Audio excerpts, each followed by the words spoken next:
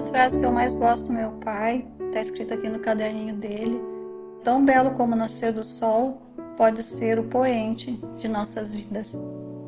Esse pode ser a nossa escolha, de vivermos uma vida para nós mesmos ou gastar a nossa vida em prol do reino de Deus. E a vida do meu pai foi assim, dos 8 anos de idade até os 93 anos, 75 anos, ele dedicou a vida dele a servir ao Senhor, a servir a igreja, a servir os discípulos e a servir a sua família. E quando ele estava ali no velório do enterro, eu pude ver essa frase muito clara pela escolha que o meu pai fez na vida dele. O belo poente que ele teve, apesar de todas as dificuldades da enfermidade desse último mês, que foi bastante sofrido para ele, com certeza o poente foi espetacular. E sempre pedi para Deus assim que eu pudesse ver a entrada dele no reino. Que espetacular, que poente. Amém, irmãos. Obrigada, amada igreja, por todo o serviço e pela honra que todos vocês prestaram ao Pai e à minha mãe nesses últimos anos. No dia em que a Gelsa partiu, vários dos irmãos que oravam semanalmente das 6 às 7, como o Erasmo, estavam lá no cemitério e nós estávamos em dúvida se no dia seguinte nós teríamos ou não oração. Mas ele intimou a cada um de nós, disse amanhã lá em casa. Como de costume, um pouquinho antes das 6, ele abriu a porta, disposto, se ajoelhou, agradeceu ao Senhor, obrigado pela vida da minha esposa. E a partir daquele momento, concentrou todo o tempo, dedicando ao Senhor honra, glória, louvor. Mais um ensinamento do nosso pai, do nosso querido avô Erasmo. Eu creio que é o que ele quer que nós façamos agora. Com saudade, sim, mas com foco em Cristo, daqui até a eternidade. Amém. Eu fui o último que vi o Erasmo ainda com vida no hospital. E o tempo que eu fiquei lá, quase uma meia hora, eu fiquei contemplando o rosto dele e me veio assim a impressão que ele estava olhando o Senhor. Eu já estava na glória. Tinha um sorriso no rosto dele. E eu fiquei pensando, quando o Erasmo então falecesse, como é que seria? Foi uma coisa minha pessoal, que o Erasmo sempre foi um homem de oração.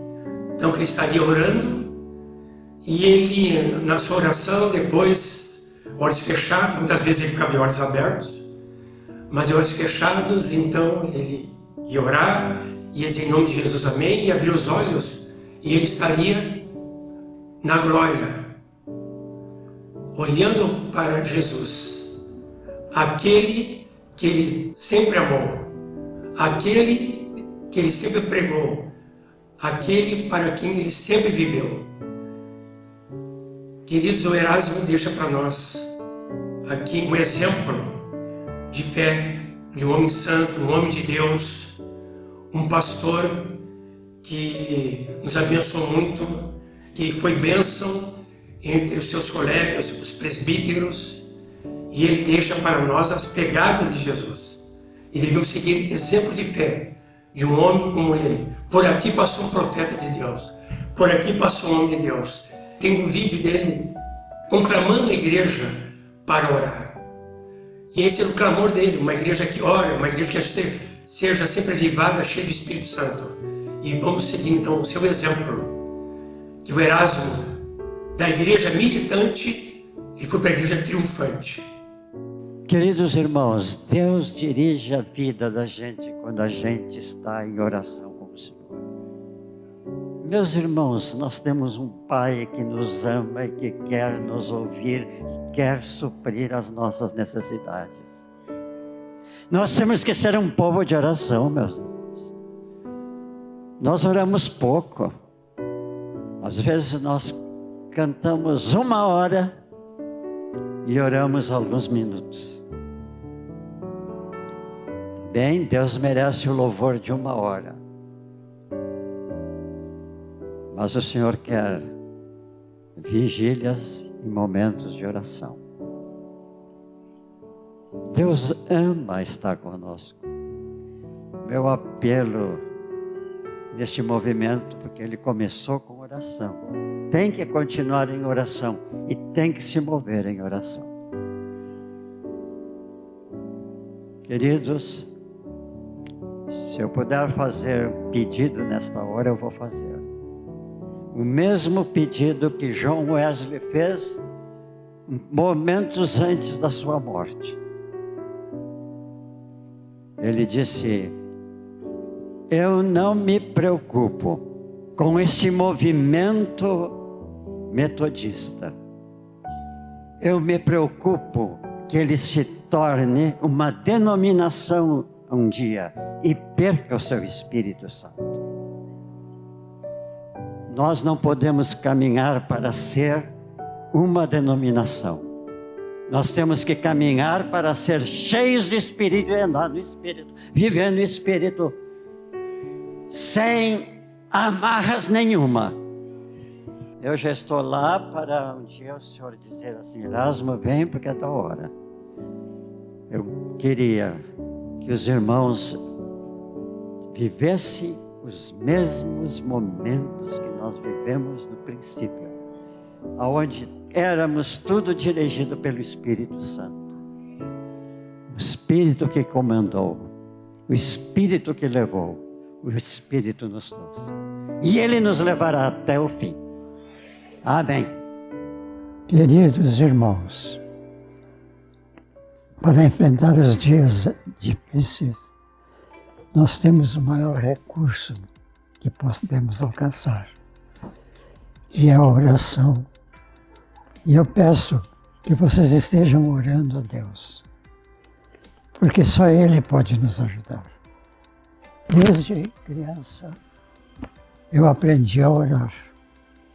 Minha mãe me punha de joelho na cama e antes de dormir, eu tinha que orar e depois ela orava comigo. Na hora da refeição, meu pai orava, fazia uma palavra e depois nós almoçávamos ou jantávamos. Como menino, nós íamos na igreja, escola dominical, todos os domingos. Todos os nossos professores começavam fazendo a gente orar. De modo que eu nasci num ambiente de oração. Eu estudava em Santa Maria, no Colégio Metodista. Quando eu ia terminar o 5º ano, meu pai disse assim: Erasmo, tu vai ter que ir para Passo Fundo, teu cunhado é o pastor lá. Tu vai morar com ele, já tudo arrumado. Antes da viagem, a minha mãe me pegou pela mão, me levou na igreja, me fez ajoelhar lá no gineflexiório, com ela ajoelhando. Ela fez a oração mais curta que eu vi na minha vida. Ela disse: pai, eu cuidei de minha filha até agora. Eu entrego nas tuas mãos para tu cuidares dele. Daquele dia em diante, eu sempre senti quantas vezes Deus respondeu a minha oração. Estudei na faculdade de teologia, lá a gente orava muito, depois me formei, e quantas vezes eu tive que buscar a presença de Deus para saber o que eu ia pregar, o que ia fazer. Qual é o problema daquele irmão? Como é que eu resolvo? Minha vida foi de oração como pastor. E a minha vida foi toda essa.